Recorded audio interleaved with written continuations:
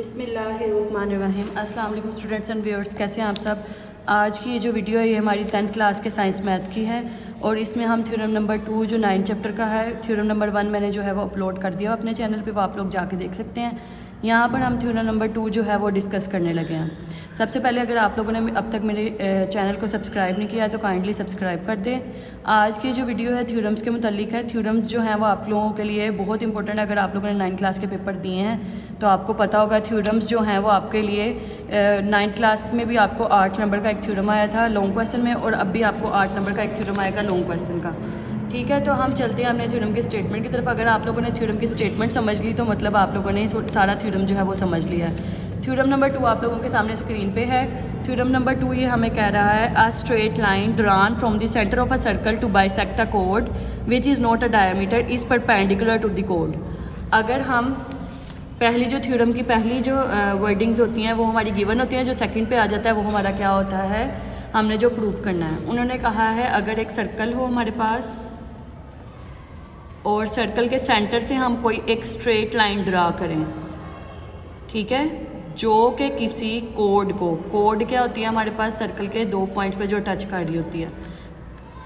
उन्होंने कहा है अदर देन डायमीटर, डायमीटर नहीं होना चाहिए, डायमीटर के अलावा वाली कोड के ऊपर अगर हम सर्कल के सेंटर से एक लाइन ड्रॉ करें तो वो उसको जाके सेंटर पे मिलती है या उसको क्या कर रही होती है, बाइसेक्ट कर रही होती है।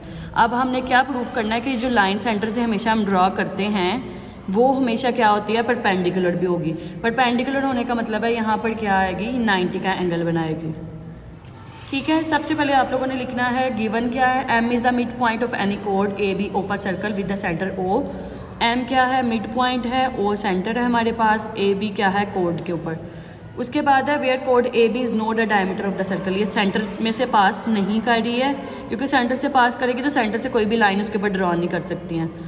ठीक है, हमने क्या प्रूफ करना है, ओ एम क्या है, परपेंडिकुलर है कोड ए बी के ऊपर परपेंडिकुलर। कंस्ट्रक्शन क्या करते हैं, ज्वाइन करते हैं ए बी को विद सेंटर ओ।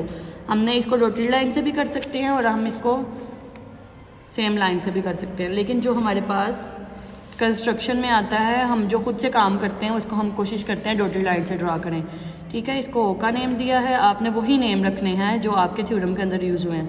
फिर उसके बाद राइट क्या करना है, हमने 1 एंगल और 2 एंगल हम लोगों ने राइट कर दिया। हमने ये प्रूफ करना है कि ये 1 एंगल और 2 एंगल क्या हैं, आपस में बराबर हैं और दोनों क्या हैं, हमारे पास 90 डिग्री का एंगल बना रहे हैं। अब 2 ट्रायंगल्स आ गई हैं, ओ ए एम और ओ बी एम। दोनों ट्रायंगल्स में से हमने देखना है क्या क्या कौन सा पोस्टुलेट लग सकता है।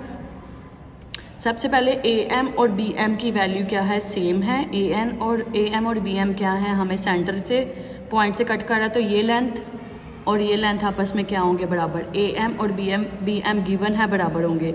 ओ से ए तक, ओ से बी तक या ओ से किसी भी पॉइंट तक सर्कल का फासला क्या होता है, सेम होता है। इसको हम रेडियस कहते हैं। Radii of the same circle, radii का मतलब रेडियस की जमा। फिर उसके बाद है ओ एम दोनों का कॉमन पॉइंट है तो दोनों ट्रायंगल्स में सेम आ गया। इसका मतलब है एक साइड, दूसरी साइड और तीसरी साइड, तीनों क्या हो गए हैं, बराबर हो गए हैं। तो हम कह सकते हैं साइड और साइड वाला पोस्टुलेट इस्तेमाल करके ट्रायंगल ओ ए एम और ओ बी एम ये क्या हो गए हैं, ओ ए एम और ओ बी एम क्या हो गए हैं, बराबर हो गए हैं। हम क्या कहेंगे, एंगल 1, दोनों ट्रायंगल्स क्या हो गए हैं, कन्ग्रेंट हो गए हैं। कन्ग्रेंट होने की वजह से हम क्या कहेंगे, एंगल 1 और एंगल 2 भी क्या हो गए हैं, बराबर हो गए। कन्ग्रेंट साइड्स ऑफ द कन्ग्रेंट ट्रायंगल्स हो गए हैं। अब हमें पता है कि एक लाइन पे आने वाले सारे एंगल्स का सम क्या होता है, 180 डिग्री। अब 1 और 2 एक ही लाइन पे आने वाले एंगल्स को हम कहते हैं सप्लीमेंट्री एंगल्स, जिन एंगल्स का सम क्या होता है, 180 डिग्री के बराबर होता है। तो एंगल 1 और 2 क्या हो गए हैं, 180 के बराबर है। अब यहाँ से हमें पता चलेगा कि किस तरह से आगे, यहाँ पे थोड़ा सा आप लोग सोल्व करोगे। एंगल 1 और 2 बराबर हैं तो एंगल 1 मेजरमेंट ऑफ एंगल 1, 2 की जगह पर भी हम क्या कर देंगे, 1 लगा देंगे, ये वाली वैल्यू यूज़ करके। यहाँ पे भी 1 लगा दें, ये पहले से मौजूद था। 1 और 1 क्या हो गया, 2 टाइम्स हो गया और इक्वल टू 180 डिग्री आ रहा है। तो 2 टाइम मेजरमेंट ऑफ एंगल 1 क्या आ गया, 180 डिग्री। और ये जो है हमारा नीचे जाके क्या हो जाएगा, 180 डिग्री नीचे जाके 2 क्या हो जाएगा, डिवाइड हो जाएगा। तो एंगल 1 हमारे पास क्या आ जाएगा, 90 डिग्री। आप लोग बीच में काम कर सकते हो। ये 90 डिग्री हमारे पास एंगल आ गया। तो ये 90 है तो ये वाली इक्वेशन से दोनों एंगल्स क्या हैं, बराबर हैं, तो ये भी 90 आ गया। तो फ्रॉम 1 and 2 इन्होंने कहा है। फ्रॉम 1 और 2 का मतलब है इन दोनों को हमने सोल्व करना है। इसका मतलब यही हुआ कि एंगल 1 और 2 दोनों क्या हैं 90 डिग्री, और क्या आ गया, प्रूव हो गया हमारा सच डैट कि एंगल OM जो है वो परपेंडिकुलर आ रहा है, साइड OM परपेंडिकुलर आ रही है AB के।